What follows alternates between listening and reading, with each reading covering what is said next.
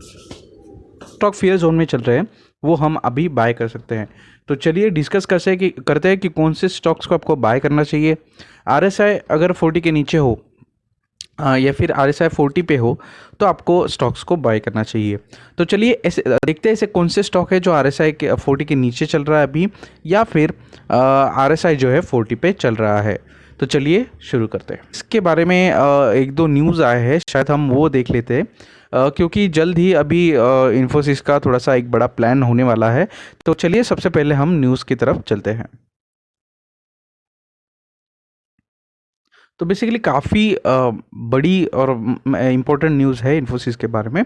Infosys Microsoft ink multi year cloud transformation deal with Australian utility. तो Australia के साथ जो यूटिलिटी है ऑस्ट्रेलिया की, वहाँ के साथ इनका जो है वो डील हुआ है इन्फोसिस और माइक्रोसॉफ्ट इंक का, जो कि एक क्लाउड ट्रांसफॉर्मेशन के बारे में, मतलब जो क्लाउड का जो डेटा होता है वो ट्रांसफॉर्म करने के बारे में वो डील है। तो चलिए कुछ जानते हैं इसके बारे में कि ऑसग्रिड जो कंपनी है वो इलेक्ट्रिसिटी प्रोवाइड करती है ऑस्ट्रेलिया में, ईस्ट कोस्ट में, जो कि 1.8 मिलियन के उनके कस्टमर्स है। और वहाँ पे 4 मिलियन जो ऑस्ट्रेलियंस है वो पावर डिस्ट्रीब्यूटर पे यहाँ पे डिपेंड करते हैं। तो जो क्लाउड की इनेबल वहाँ पे की है, तो ऑसग्रिड इंक्रीज कर देगा सिक्योरिटी वगैरह के लिए और बिजनेस ऑपरेशंस के लिए मदद लेगा इन्फोसिस की।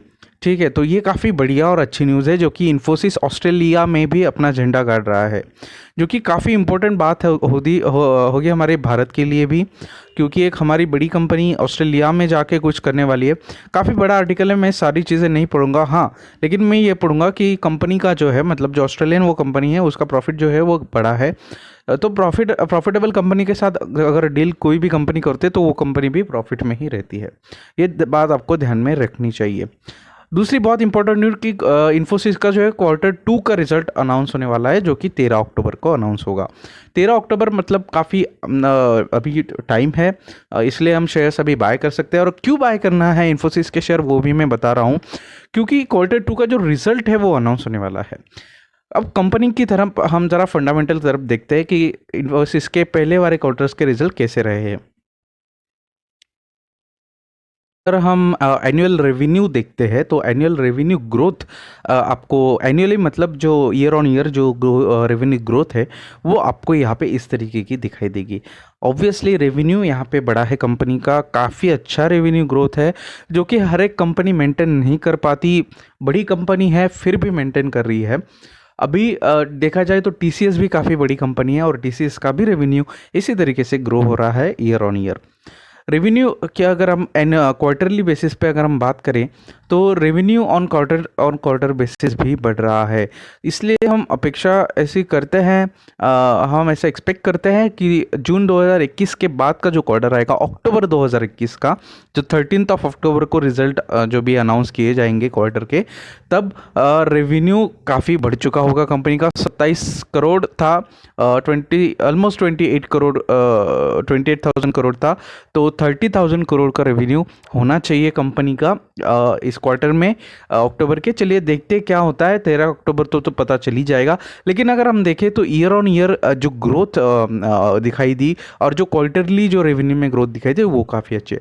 चलिए रेवेन्यू का तो हो गया, अभी नेट प्रॉफिट की तरफ हम देखते हैं रहता है। और यहाँ पे अगर देखें तो कंपनी कंसिस्टेंट यहाँ पर प्रॉफिट जो है वो रिकवर कर रही है।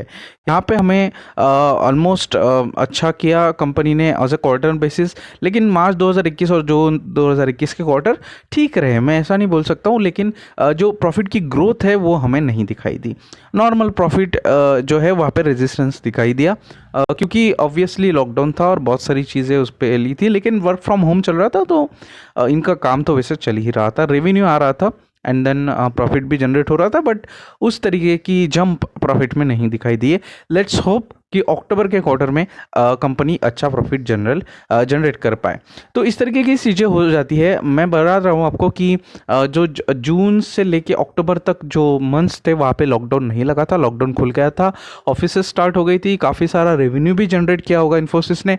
इसके वजह से जो प्रॉफिट जो ग्रोथ है वो अक्टूबर के क्वार्टर में काफ़ी अच्छी दिखाई देगी। और ऑब्वियसली अगर प्रॉफिट की ग्रोथ अच्छी होगी तो स्टॉक प्राइस भी बढ़ेगा। इसलिए मैं अभी कह रहा हूँ आपको के हमें इन्फोसिस में इन्वेस्ट करना चाहिए। उसके लिए एक और रीज़न है, और एनुअली भी हम प्रॉफिट देख लेते हैं किस तरीके का एनुअली ग्रोथ दिखाई दी है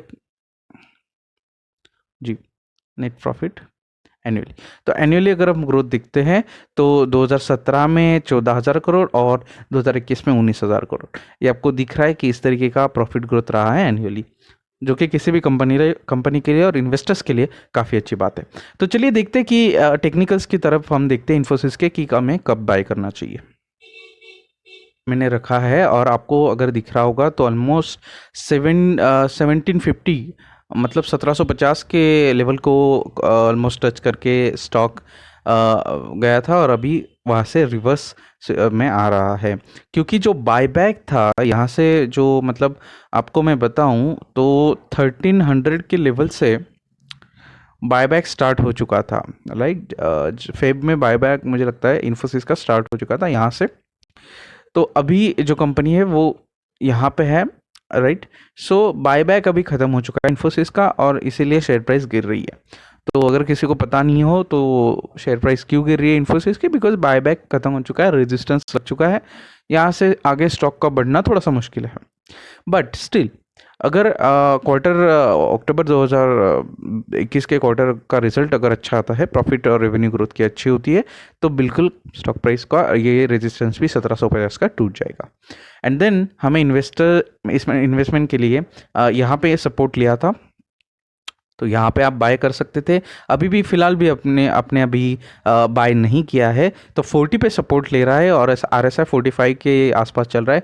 तो मुझे लगता है कि ये भी काफ़ी अच्छी जगह है हमें इन्वेस्टमेंट करने के लिए। अगर आपको लगता है कि यार ये तो 1200 का स्टॉक था, अभी अचानक से मतलब 4-5-6 महीने में ये 1700 हिट कर गया, तो मुझे तो 1200 पे ख़रीदना चाहिए था, फिर ये स्टॉक 1200 पे आएगा तब मैं ख़रीदूँगा। बिल्कुल ऐसा नहीं होने वाला है दोस्त। कभी भी कोई भी अच्छी कंपनी अपने जो पास्ट वाले प्राइस पे फिर से जल्दी से जाती नहीं है। बहुत अगर कंपनी में अगर कुछ फॉल्ट आ जाए या फिर स्टॉक मार्केट डाउन हो जाए तभी वो होता है, लेकिन अभी बुल रन भी चल रहा है और स्टॉक मार्केट डाउन भी नहीं है, बुल रन चल रहा है और इन्फोसिस कंपनी बार बार हमें रिजल्ट्स अच्छी दे रही है। तो मुझे नहीं लगता कि 1200 के लेवल पे फिर से स्टॉक जाएगा। हाँ, यहाँ से 1700 से ये 2700 हो सकता है बिल्कुल एक साल में। तो चलिए ये हो गया इन्फोसिस के बारे में। अगर आपको ये वीडियो अच्छा लगा हो तो वीडियो को लाइक कर देना, चैनल को सब्सक्राइब कर देना, लेकिन इन्फोसिस को शेयर को बाय करना मत भूलना और सेल कभी मत करना, बिकॉज अगर आप लॉन्ग टर्म के लिए इन्वेस्ट करते हो 5 साल के लिए तो काफ़ी अच्छा रिटर्न आपको इन्फोसिस दे सकती है। तो ये रहा आज का वीडियो अच्छा लगा है तो चैनल को सब्सक्राइब कर देना। Thank you so much for watching invest India. Thank you.